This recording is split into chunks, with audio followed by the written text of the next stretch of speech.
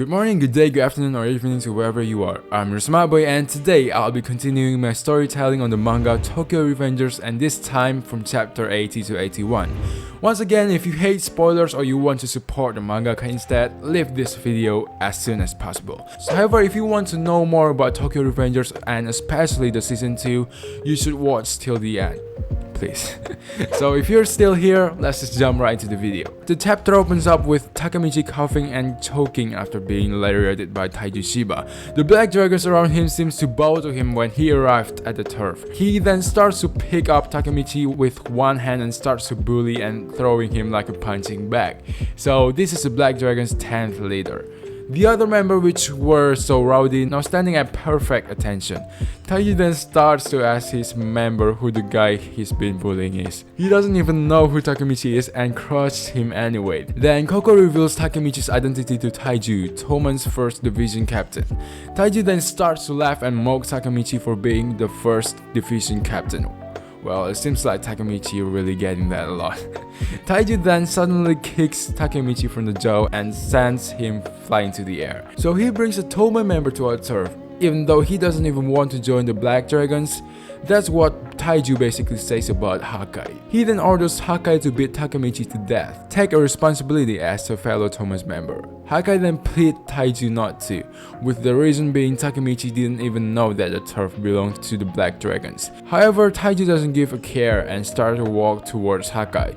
Hakai is Taiju's younger brother, and that comes before Toman, so he has to obey Taiju. And that's what Taiju basically says to Hakai. However, Yuzuha then starts to defend Hakai and tells Taiju not to corner Hakai like that. But instead of even giving it a thought, Taiju just punches Suzuya right in the face. Because you didn't discipline him, this happened, says Taiju to Suzuya. Takemichi then shocked by that and points out the fact that Taiju even beats up his own sister, which is a girl. Taiju then tells Takemichi to nose out of the Shiba's family matter. He then walks towards Takemichi and says that he will clean Hakai's problem like a family should be. Then he starts to throw punches Takemichi instead of bullying him this time. Hina, trying to stop Taiju, is stopped by Yuzuha instead, warning her that Taiju won't go easy even with girls. But Takemichi's gonna die, so Hakai then tells Taiju to stop. But Taiju refuses and tells Hakai that if someone has something, the person must have something in exchange. So as long as Hakai doesn't have anything to give, Taiju's gonna keep beating Takemichi to death. So Hakai then offers to join the Black Dragons in exchange of him letting Takemichi alive.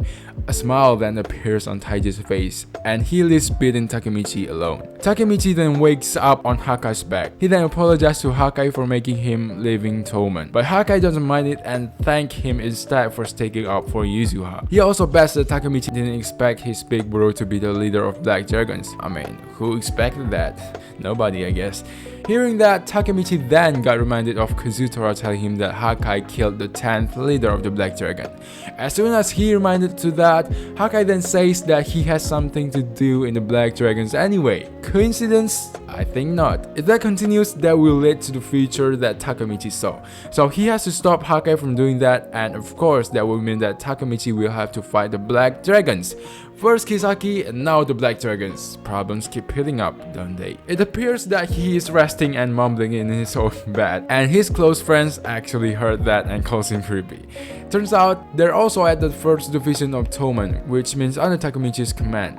Takemichi then shocked by that fact, but Chifuyu then says that he invited them himself. Takemichi then a bit shocked to see Chifuyu, and that confuses Chifuyu. They then start to discuss about what's going to happen. Takemichi, the 1st division leader, getting beaten up would mean war. Chifuyu then adds up if they are to fight the Black Dragons, it will be different from any other gang, since the Black Dragons is a killer squad and they're also known for their fighting faction. Chifuyu also reveals that the Black Dragon is the top delinquents in the Kanto 4th generation, and the 10th generation is the most maniacal and the evil one. And that is because of one reason alone: their leader, Taiju Shiba. Chifuyu also reveals that Toman has an unbreakable connection with the Black Dragons, since Toman was created because of the Black Dragons. 2 years ago, Kazutora clashed with the Black Dragons, and Toman was created to stop the Black Dragons and eventually crush Black Dragons. But this fight will be different, since the one who was beaten was the 9th leader, and this time is the 10th leader, Taiju Shiba. He even redesigned the uniform and trained the members to act like an army.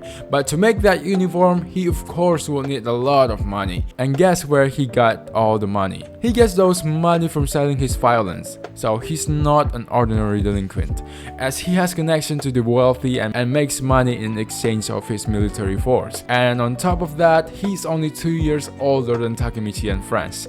So if Toman is to fight them now, there will be casualties. Then Takemichi, our hero, stands up and tells them that this is the fight between him and Black Dragons alone.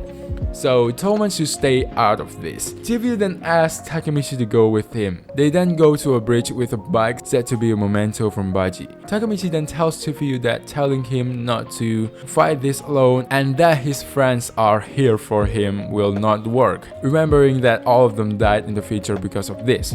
However, Chifuyu says that he doesn't bring them here for that reason. He just wants them to have fun. Chifuyu also says that Baji didn't leave Toman on Takemichi's shoulder to stress him out. So if he were here, he would tell Takemichi to cheer up. And that's the last panel of the chapter 81. Please comment down below whether you find my storytelling good or not.